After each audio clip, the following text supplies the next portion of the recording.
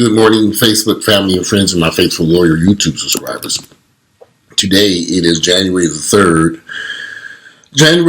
2017, and I must say these days really fly by very quickly. We're already 3 days into this year, so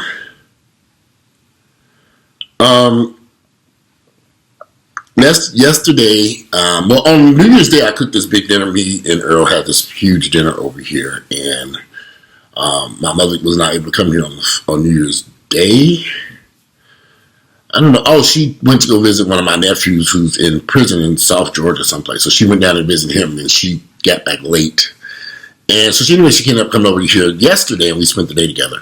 So me and my mother have had a rocky relationship over the past 46 years. I'll be 47 this year. But really, when I turned 18, well, actually, my teenage years were rough with my mother and I. And as I came out of the closet, really, right, I was out all my life. But really, when I came out publicly around 18, when I started really dealing with the gay community, me and my mother had a huge blow up. She was not 28 years ago. Is my math right? If so, in 1989 or 88 when I came out. So let's see. This is 2017. That's 29 years ago. That was a quick 29. So 29 years ago when I came out publicly and really started actively being involved in the gay community, my mother didn't like this. She had spent most of her life as a Jehovah's Witness. At that time, she was still a Jehovah's Witness. And we had a huge physical fight. I'm not kidding. So over the years, since that time, in my 20s and 30s, my mother, who has, over time, we both have evolved. Me and my mother had a very, very rocky relationship about my sexuality and about my criminal behavior, which I've done a lot of videos about that because I think it all kind of came happening about very similar time. So this created a lot of conflict between she and I, and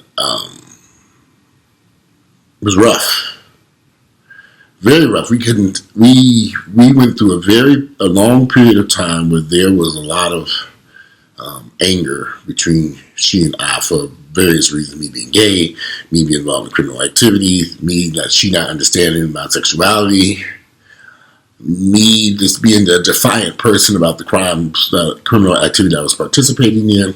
So this created a very rough, rocky road for a long period of time, well into my late 20s and 30s. Because it just, it takes time for people to evolve. And understand something. My mother thought this was a choice. I chose to be gay. Yeah, right. I'm thinking, okay, Miss Hampton, what drugs are you on? Then it was the spiritual world and demon possession. And I'm sitting there listening. Chad, this is the craziest fucking hell. Really? My mother seemed to have thought, like most religious people, that sexuality is determined by some demon flying in from Mars and taking possessive control of your body, and all of a sudden they got a love for men. Okay, Miss Hampton. And so this created a lot of. The reason I'm doing this video, because I'm meeting so many young folks, young people who are going through hell with their parents and family members, and they don't see any light at the end of the rainbow because they don't think that they'll ever be able to sit with their family members and friends amongst. And they don't think that their family will ever accept them for who they are. It took a while. It took years. It took some time. It took a lot of work. It's a struggle for all of us. Not just my mother, but other members of my family. Because black people don't get, it's not like we sit around reading about sexuality, reading the books, saying, okay, so this is what it means to be gay. The vast majority of people are black Americans. Unfortunately, black people around the world are indoctrinated into these religions, and this religion gets into your head and creates all these problems, and it creates all this false nonsense, and creates severe issues in families. But there's hope at the end of the rainbow. I'm here to tell you, because we get along so much better now. And it just takes time for people to evolve, and to grow and mature. We all had to grow. My mother had to grow and mature. I had to grow and mature. I had to grow into acceptance of who I was. She had to grow into acceptance of who I was. So it takes time to get people to a point where they love each other and accept each other. This does not happen overnight. So if you expect to come out and think the people are just going to be happy to see you and know that you're gay and whatever's going on in your life, you think they're going to run down and just be happy, you living in a fantasy world. You need to turn off the Oprah show. Turn off the Oprah network and go back to watching Jerry Springer, because that's pretty much how a lot of this, he has it more accurately, unfortunately, he has a more accurate description of how families interact than Oprah does. Oprah's in La La Land. I don't know what's that. I would sometimes watch Oprah show and say, wait, huh? Is this for real? You sitting there like, okay, Miss Oprah, really, girl? Are you serious? But I would watch Jerry Springer and say, yeah, I saw that happen just a few hours ago at my house. So there's hope for family members that you think, man, I have a friend who's 30 years of age. He's going through some issues with his father. And his father has done some very horrible things to him over the years because of his sexuality. And that nigga, when they did that shit to me, let me tell you something. Me and my mom, when I first met Earl didn't like the way I handled my mother. A lot of my friends didn't like it, but my mother was an aggressive black woman. So I had to be very, very aggressive for her the same way that we clashed. You weren't going to run me over.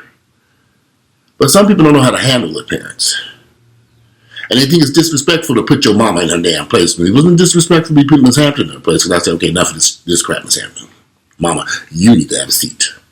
I can say it that way. Here's my thing.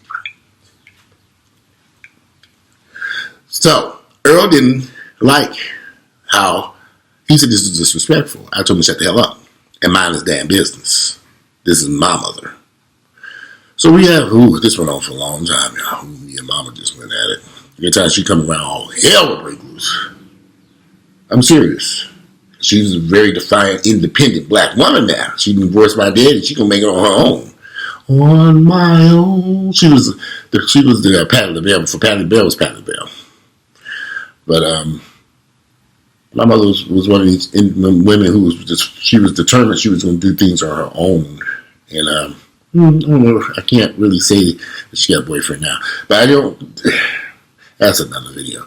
But there was a huge conflict between the two of us for years, and we've managed to make it through that storm. Thank God.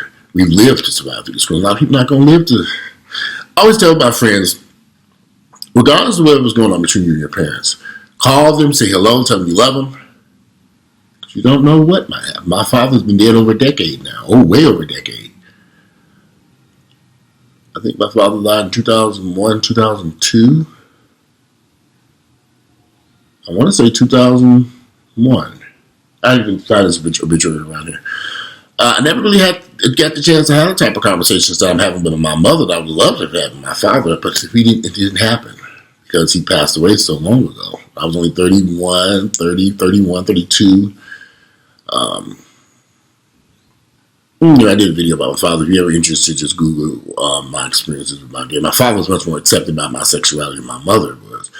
But at the same time, as you age, I had to evolve.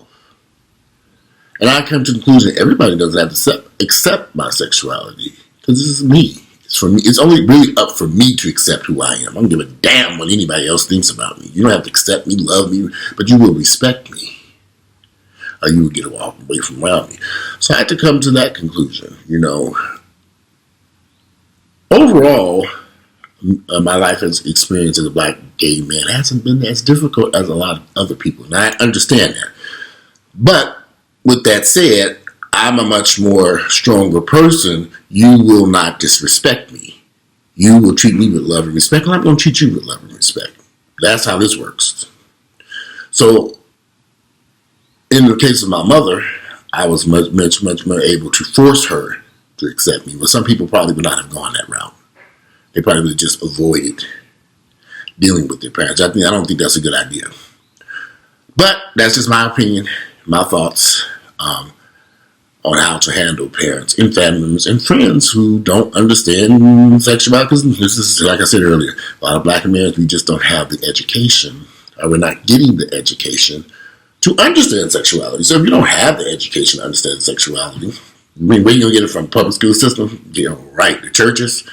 Okay, no, you have to go out and find that education on your own, if that's what you desire. Some people don't desire to understand anything. Some people have no desire to understand your sexuality. And so they stay stuck in stupid land, and dum-dum land, in ignorance. And you can't change that. They have to change that on. They have to evolve on their own. My mother evolved on her own. She has a much better understanding. She's still a religious nutcake now. But anyway, she has a much better understanding of sexuality now than she did 29 years ago. And guess what? So do I. If you like my videos, click like, share them with family members and friends. Again, today is January the 3rd, 2017. This is a new year. And I guess the word for me this year is evolve. Move forward, change. It's good for everybody, including myself. I have evolved. I'm doing a lot of videos about a lot of stuff I've evolved. I've changed my opinion about a lot of stuff. I've evolved about my feelings about HIV. I've had to tackle that issue over the past year in so many ways. And I'm going to talk about that. I'm going to talk more about Earl and I, because a lot of people have a lot of questions. But I am going to talk about how my feelings have evolved about HIV and why this came to be. And we'll get back to that. Enjoy your Tuesday. Get out and make this a good year. There's nothing wrong with striving to have a better year in 2017 than you had in 2016. Some people try to criticize me, say you want to make a change in 2017. Ignore them fools. Change is good. Evolve. Move forward. That's the only way you can grow as a person. Grow, evolve, change. Those are the words that you express and put into your body and spirit. I'm not channeling Oprah right about now. But it's 2017. Move forward, change, and evolve. I'm out. Enjoy your Tuesday. And the Christmas tree is gone. Thank God, that thing might have killed my ass in this house. My allergies went crazy with that damn Christmas tree. That's it. No more live Christmas trees. I'm done with that. Enjoy your Tuesday. I'm out of here. Bye.